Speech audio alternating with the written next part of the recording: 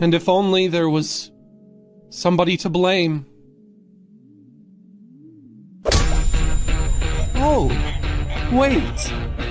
There is. And it's happening. Oh, eventually, all of Nintendo's actions were gonna catch up to them. Not that there's gonna be any severe consequences, because it is Nintendo, heh. But, you know, much like me, avoiding trying to pay for stickers from the Department of Motor Vehicles or avoiding my taxes, eventually, it all catches up. And Nintendo's consumer base is full of people who really despise them. You wouldn't be able to tell because of all the gay toys and video game boxes and posters that they have in the back of their room. He's kinda gay. On full display to show you how much they believe and treasure their abstinence. I'm gonna be a virgin forever. These larger amiibo can help you out. Or am I? And just like that, it's over. Like a fart in the wind. Well, it turns out a specific consumer group doesn't really want to deal with Nintendo anymore. Yeah, I know what you're thinking. I'll believe it when I see it, Frit. Believe me, I don't believe this group either. I understand being frustrated with Nintendo. Really?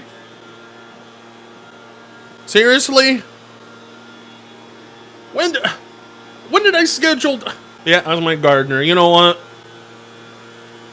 I'm dialing ICE. No, wait, no.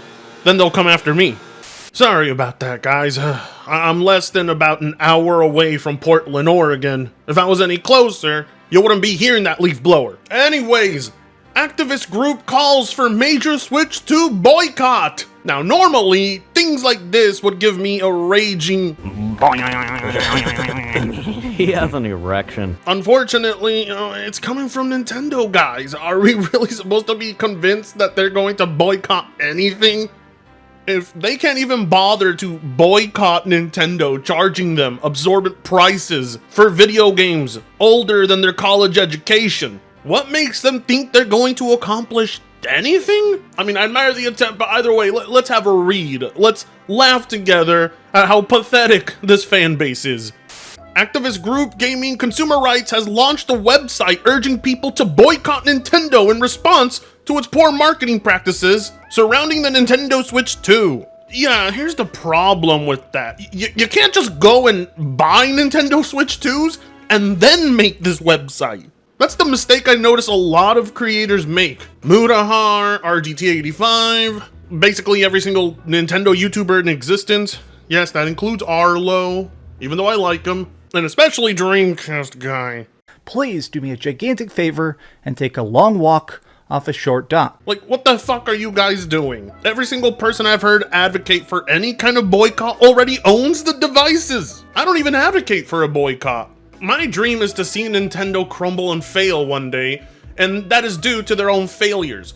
Not because the consumers decided to revolt. Consumers are about as reliable as a Bill Gates vaccine. It's just a case of being way too late. Most of the people that are gonna join this group already have stacks of Nintendo games in their house. They're gonna go watch the Mario Galaxy movie with their kids. They're gonna feed into the machine, and then years from now, when their kids are paying $200 for a new Mario, they're gonna sit back in their recliner with their stupid cappy hat, wondering how it got so bad. Word of advice, stop indoctrinating your kids into the Mario machine. Like, you're no different than parents who indoctrinate their kids into Disney. I mean, there's a reason I don't go to Disneyland, it's gay. Most of what Disney puts out is fucking cringe, alongside Nintendo. They got amusement parks, movies, video games, books, toys, and all you're doing is creating a consumer out of your own child.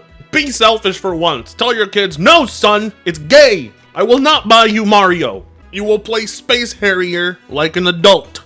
But whatever, you know, it's more or less the marketing practices that they are against here, and I'm not really sure what they mean by poor marketing practices. Nintendo has obviously marketed very well because you idiots bought it. The website is intended to educate consumers about the Switch 2 and what the GCR claims to be malicious marketing practices by Nintendo to trick and scare fans into purchasing an overpriced console and repackaged $80 Switch 1 games. Well, you know, they ain't wrong there. They ain't wrong there. Nintendo has absolutely created artificial scarcity and artificial demand throughout the years. We have seen them do this. To deny it would be like denying 60 FPS is better than 30 FPS. We saw them do it with Mario Galaxy. Remember when they told you, hey, we can only sell you Mario 64, Mario Sunshine, and Mario Galaxy 1 for a limited time. You ain't gonna get a deal like this ever again, creating some of the biggest artificial scarcity. And it caused consumers to lose their minds thinking, whoa, I hate Nintendo. This company's a piece of shit, but you know what I'm gonna do? I'm gonna go and buy that.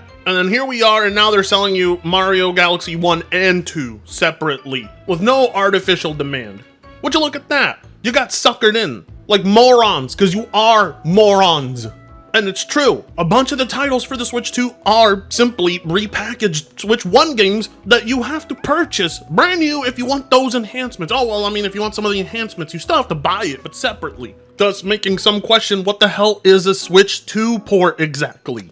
Now, I don't know if you can really blame Nintendo for their marketing working here. Like, I don't know what to tell you. It's like asking what came first, the chicken or the egg. Is the consumer at fault, or is the company who's taking advantage of the stupid consumer at fault? I mean, we're witnessing Nintendo do some crazy shit this generation. They've even got people paying just to use the voice chat button built into their console, or paying to have access to be able to use the microphone built into their console. And this always works. Like, there isn't a single price Nintendo guys are not willing to pay, and that is the problem. The GCR's new website points an accusatory finger at Nintendo for using misleading marketing and artificially creating the illusion of scarcity, you know? Like I said, they're right about that. The GCR claims that Nintendo is manipulating gamers into buying a new console that actually has a far lower value, unnaturally hiking prices for the console, its games, and potential repairs down the line.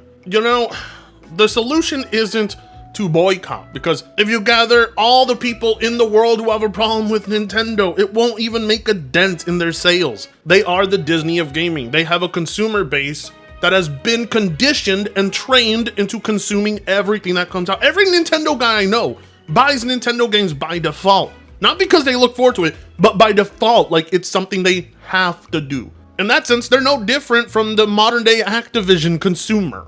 Like, yes, we understand that the problem is this company is greedy, but when you look at it solely that way, you're missing the biggest piece of the picture, aren't you? The Nintendo fan base. These guys are actively their own worst enemy, and they want to hold other corporations and people accountable for their own poor money management skills. Like, what, you really can't resist buying Mario Galaxy 1 and 2 for the trillionth time? You can't just go and emulate it and tell Nintendo to piss off? Is that really so hard? Apparently so. Like, on one hand, I do admire what they are trying to do, but how can you even pin the blame on a company that sees you bite and so they never stop fishing? Yes, awareness is a necessary thing. Making people aware of what kind of company Nintendo is crucial. But some of you mofos have more Nintendo products in your house than food in the fridge, and I have seen it with my own two eyes. The website states that it's time we switch to a new gaming platform.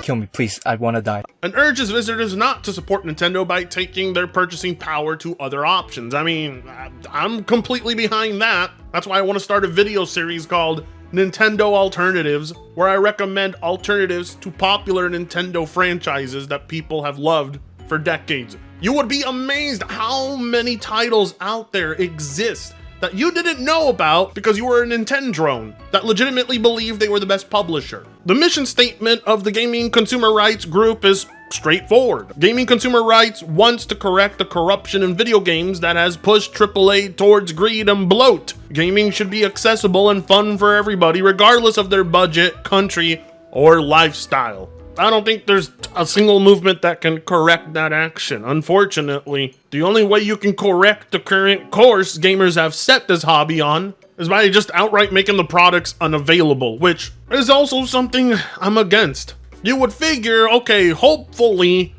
the worse video games get, the less incentive people have to drop money on them, but that has been far from the case. We've had the opposite effect. The worse games get, the more expensive they get, the more people buy them. And this is just a winning formula for corporations like Nintendo. What do you want them to do? Not take advantage of it? That's like asking somebody not to take advantage of an extra 10 minutes of sleep.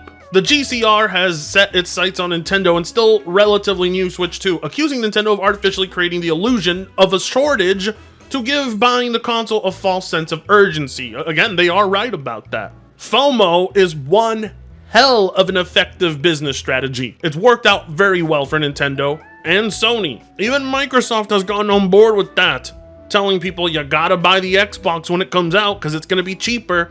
Because over the course of the years, we're gonna rack up the price. You should have gotten an Xbox day one. All these companies can suck my dick. The group boldly claims in a press release that the console deserves harsh criticism for its role in hijacking prices, threatening physical media, and controlling digital activity, creating purposely obsolescent hardware, and illegally bricking consoles. In-person protests are planned for the upcoming New York Comic-Con and the Game Awards. Whoa, wait, hold on. They're planning to protest Nintendo at the Game Awards? Okay, I gotta see this. I would love to see how Jeff Keighley tries to silence and censor those people, because you know he absolutely will. You know Jeff Keighley is gonna try and drape off a section of the audience that's loudly protesting. Because at Jeff Keighley events, companies can do no wrong. Unless it's Microsoft. But all the other companies get a free pass. Now, at Comic-Con, I could see them pulling it off, but the Game Awards, I mean, if this group successfully hijacks the Game Awards and turns it into the biggest Nintendo protest, that might actually shut me up. I'm not gonna lie. That might actually shut me up and make me go, okay, you guys are not a total waste of space and time. If they crash the overinflated budget known as Jeff Keighley's Game Awards show, not only would that ruin Jeff Keighley's day, but it would possibly ruin Nintendo's, and it would make mine. So let's cross our fingers. The updated website includes information and sources regarding the price, specs, and ownership rights of the Nintendo Switch 2 users. It also lists several alternative consoles from smaller brands